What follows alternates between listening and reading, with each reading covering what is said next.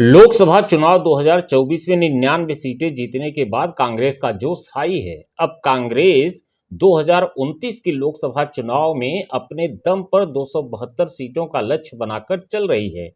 इसी लिहाज से कांग्रेस की युवराज राहुल गांधी उत्तर के साथ दक्षिण को भी साधने में जुटे हुए हैं। राहुल गांधी ने 2024 में यूपी के रायबरेली और दक्षिण के केरल राज्य में वायनाड से चुनाव लड़ा और अच्छे मतों से जीत हासिल की। 2019 में जब अमेठी की जनता ने राहुल गांधी को नकार दिया था तब वायनाड ने ही उनकी लाज बचाई थी। इसीलिए उनके लिए यह फैसला ले पाना कठिन था कि कौन सी सीट छोड़ें। यदि राहुल रायबरेली सीट को छोड़ते तो यूपी में कांग्रेस का पांव जमना भारी पड़ सकता था, लेकिन वे वायनाड सीट को भी नहीं छोड़ सकते थे, क्योंकि जब यूपी ने नकारा था तब दक्षिण ने ही राहुल गांधी की लाज बचाई थी। हालांकि अब तय हो चुका है कि वायनाड सीट भी गांधी परिवार में ही रहेगी, ताकि वायनाड के मतदाता नाराज न हो। इसलिए वायनाड से प्रियंका गांधी चुनाव लड़ेंगी। गौर करने वाली बात यह है कि 52 साल की उम्र में प्रियंका गांधी अपने जीवन का पहला चुनाव लड़ने जा रही हैं। वायनाड सीट से पहली बार प्रियंका की एंट्री चुनावी राजनीति में हो रही है। प्रियंका गांधी वायनाड से चुनाव में यूं ही नहीं उतर रही, बल्कि इसके पीछे गांधी परिवार की बड़ी रणनीति है। सक्रिय राजनीति में प्रियंका अपनी मां सोनिया गांधी के प्रचार के जरिए जुड़ी। इसके बाद 2024 में प्रियंका ने राहुल गांधी की सीट रायबरेली और अमेठी पर पूरा ध्यान दिया। हालांकि इन दो जगहों पर प्रियंका पहले भी चुनाव के दौरान सक्रिय रही हैं। प्रियंका गांधी ने राहुल की सीट रायबरेली और अमेठी से किशोरी लाल शर्मा के चुनाव की कमान अपने हाथ में ले ली थी। अमेठी से जीत और रायबरेली से राहुल गांधी के रिकॉर्ड मतों से जीतने के बाद सोनिया गांधी पर प्रियंका को इनाम देने का दबाव भी बढ़ गया था। वायनाड सीट खाली करने के राहुल गांधी के ऐलान के साथ ही मौका भी आ गया और दस्तूर भी कि प्रियंका को चुनाव लड़वाया जाए। गांधी परिवार के फैसला लेने में ज्यादा वक्त भी नहीं लगा।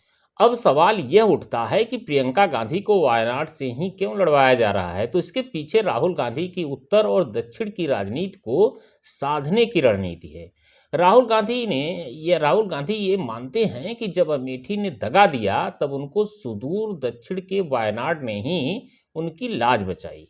वायनाड के लिए राहुल गांधी के मन में इज्जत इतनी बढ़ गई कि वायनाड छोड़ने का फैसला लेना उनके लिए काफी मुश्किल हो गया था। उधर केरल और वायनाड के लोगों ने एक सुर में मांग की कि राहुल अगर वायनाड छोड़ रहे हैं तो गांधी परिवार के ही किसी सदस्य को यहां से चुनाव लड़ना चाहिए।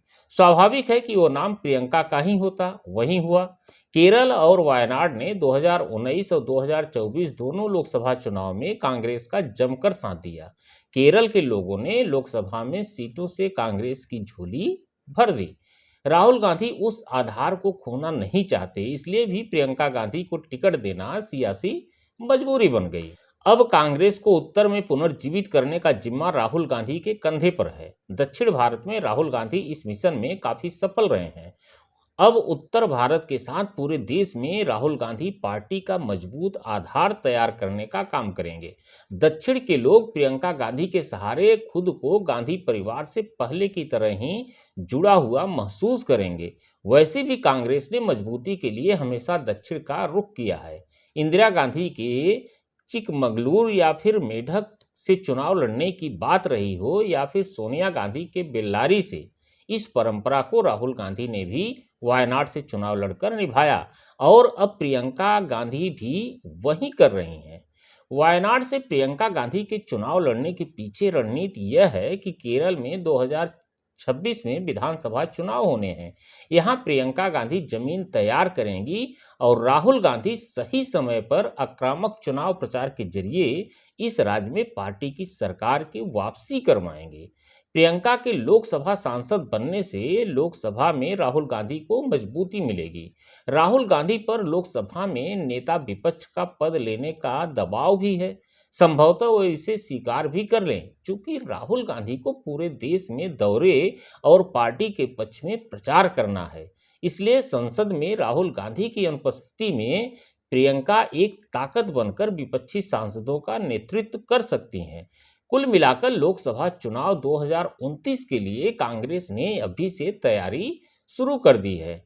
कांग्रेस पार्टी भले ही इंडिया गठबंधन के बैनर तले दिख रही हो, लेकिन 99 सीटें जीतने के बाद उसे अपने दम पर अगले चुनाव में 272 दिखने लगा है।